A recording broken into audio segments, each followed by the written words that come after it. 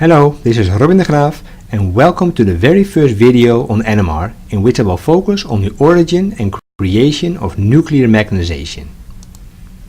In 1946, Felix Bloch and Edward Purcell described NMR. Even though they observed the same phenomenon, their experimental setup and design, as well as the interpretation of the results, was very different.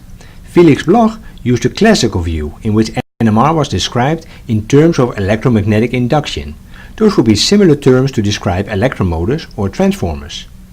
Edward Purcell used a quantum mechanical view in which NMR can be seen as a quantum system composed of two energy levels, in which the energy level difference is studied through the absorption and emission of electromagnetic waves of a specific frequency, similar to other forms of spectroscopy. Now, the majority of NMR textbooks use a quantum mechanical view because that provides the most general and most complete description of NMR. However, the quantum mechanical methods do not provide an easy to understand intuitive description of NMR.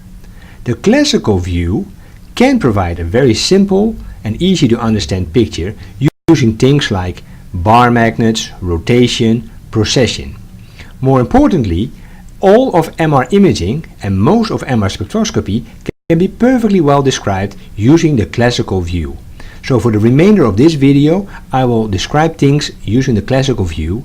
In future videos, we will return to the quantum mechanical view. So let's start with a compass needle being composed of a north pole and a south pole. The needle has its own magnetic field given by these field lines, and the field lines can be described by a magnetic moment mu that has an amplitude and a direction. In the absence of an external magnetic field, the orientation of the magnetic moment can be in any direction. In other words, there is no preference. If we now place a compass needle in an external magnetic field, such as the Earth's magnetic field, the compass needle will start to oscillate around at its own natural frequency. Because of friction at the mounting point, the compass needle will ultimately come to rest in a parallel orientation, parallel to the main magnetic field, and that is the lowest energy state. The compass needle being anti-parallel to the main magnetic field will be the highest energy level.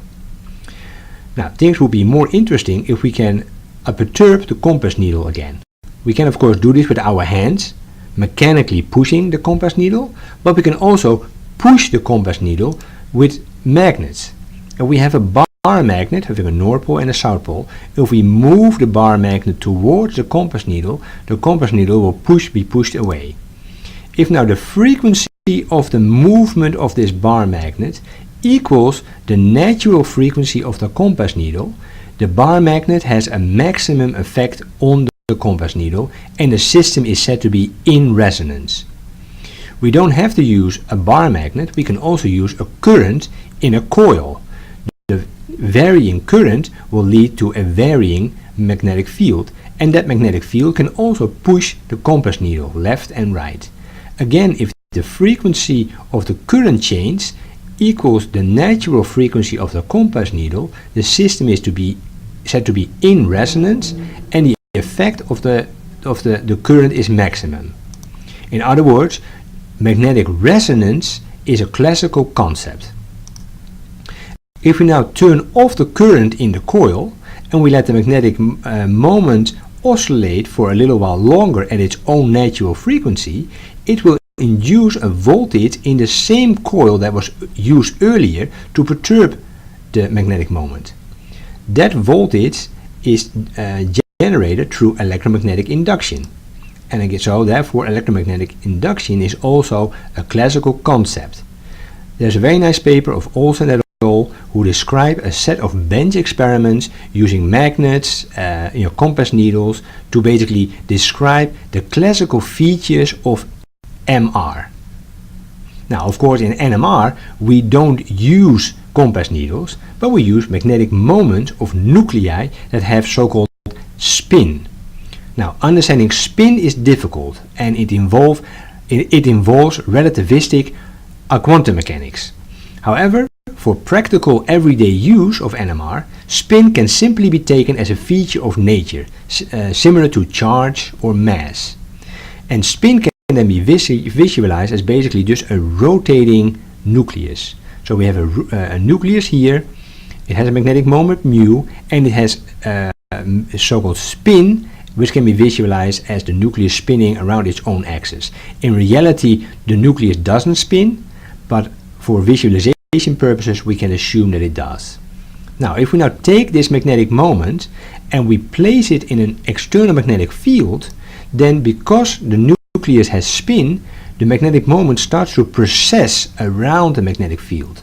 You can see that it remains in a cone, so it has a constant angle relative to the magnetic field, and it precesses around the magnetic field. It will precess around the magnetic field at a very specific frequency that is referred to as the Larmor frequency. The Larmor frequency is directly proportional to the strength of the external magnetic field in Tesla. And the frequency is scaled by a so-called gyromagnetic ratio, which is a constant that is nucleus specific. So for example, if we look at protons and we have a 1 Tesla magnet, then the Larmor frequency will be 42.57 megahertz. Now, if there's one equation that you should remember in NMR, it is this equation. This is one of the most important equations in NMR. And using this equation, we can express MRI magnets in Tesla, a 3 Tesla MR scanner, but we can also express it in megahertz, 128 megahertz MR scanner. Now, in NMR, we never observe single spins or single nuclei. We always look at a large collection of spins. So if we look at the human brain and we look at a small volume of 1 microliter, inside that 1 microliter volume we have 10 to the power 19 proton spins. So an enormously large number of spins, most of which are residing in water molecules as shown here. In the absence of an external magnetic field, the nucleus spins are basically randomly oriented in any orientation because there is no preference, similar to when the compass needle has no preference in orientation when there is no external magnetic field. Now, these large number of spins can also be summarized in a so-called spin orientation sphere, in which we take the magnetic moment of each spin and put it at the origin of an XYZ grid. And you can see that the spins point in every direction, and if we would add all of these spins together, we will basically end up with nothing, because spins in every direction are cancelled by spins in the opposite direction. Now, what now happens if we put the subject in an external magnetic field, like an MR scanner? Well, the first thing that happens is that these nucleus spins, these nuclear magnetic moments, start to precess around the magnetic field. Every spin acquires the same Larmor frequency.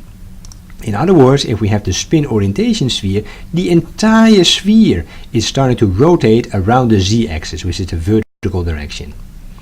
Now, if Larmor precession was the only thing that happens in a magnetic field, then NMR would not be the technique it is today.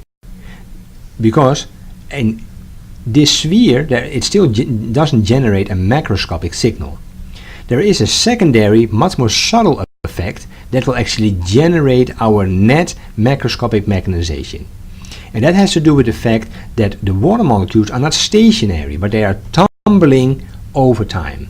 So if we look at the nucleus spins in one water molecule, that the magnetic field generated by this spin affects the nucleus spin at the other position. Now, as this water molecule tumbles over time, the amplitude and direction of this magnetic field changes over time. And if there are certain components in that magnetic field that are at the Larmor frequency, it can perturb the orientation of this spin slightly. Now, by and large, those like perturbations are random. However, because there is a very strong external magnetic field present, there is a slight preference for these perturbations to push the spins towards a parallel or low energy state. So after some time, the spin orientation sphere looks like this. Well, you may think it is still random, but if we separate this out, this will be now separated into a truly random spin orientation sphere, accounting for 99.9% of all the spins, but there is a very small amount of excess of biased spins that have been biased towards the low energy state in a parallel orientation with the main magnetic field. They only account for about 0.1% or less, but nevertheless, if we add these spins together, we'll end up with a magnetization along the z-axis parallel to the magnetic field. And that is ultimately going to be our NMR signal. You can see that the spins are still randomized in the XY plane because there is only a magnetic field along the z-axis. So therefore we're only going to get a net magnetization parallel to the main magnetic field. Now, how fast does that magnetization build up?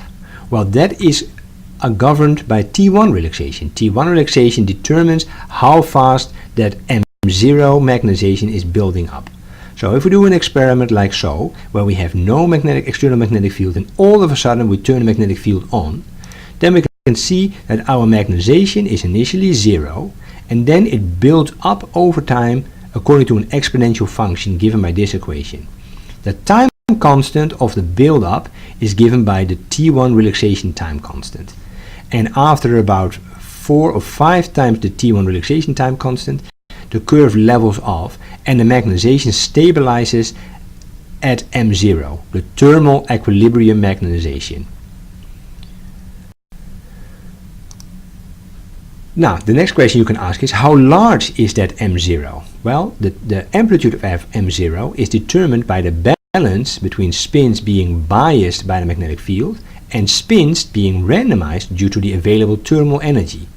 This is a different way of saying that the magnetization M0 is determined by a Boltzmann distribution. If you run the math, you will end up with an equation like this, in which now you can see that the thermal equilibrium magnetization is proportional to a number of parameters listed here. Perhaps most importantly, the magnetization is proportional to the number of spins in your sample, which is then of course proportional to the concentration of those spins.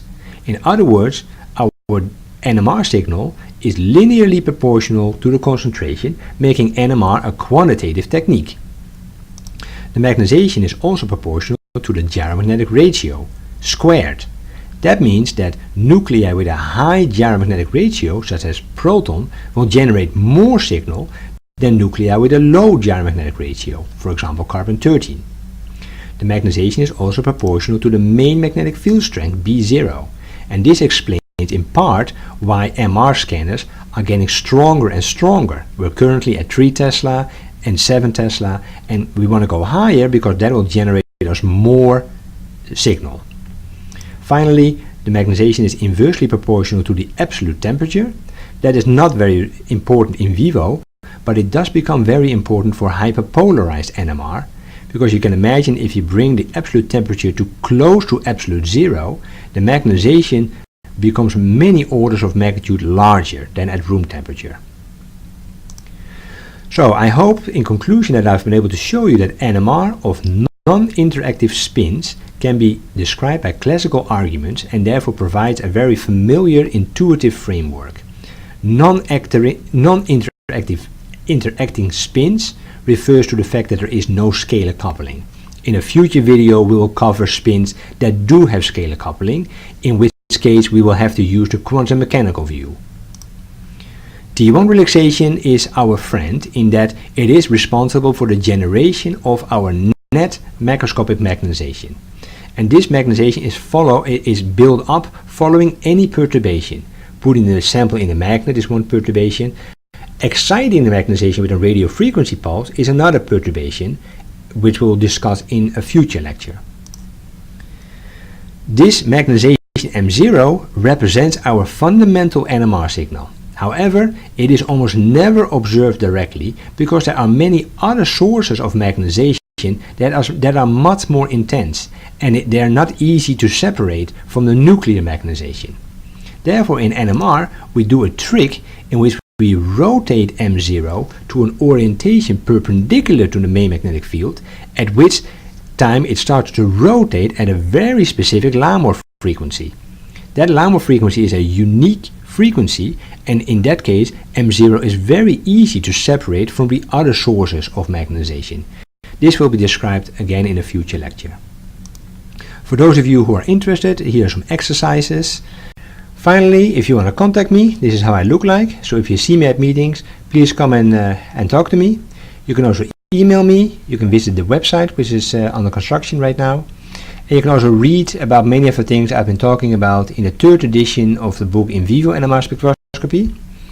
I hope that you enjoyed this video and that you come back for other videos in the future.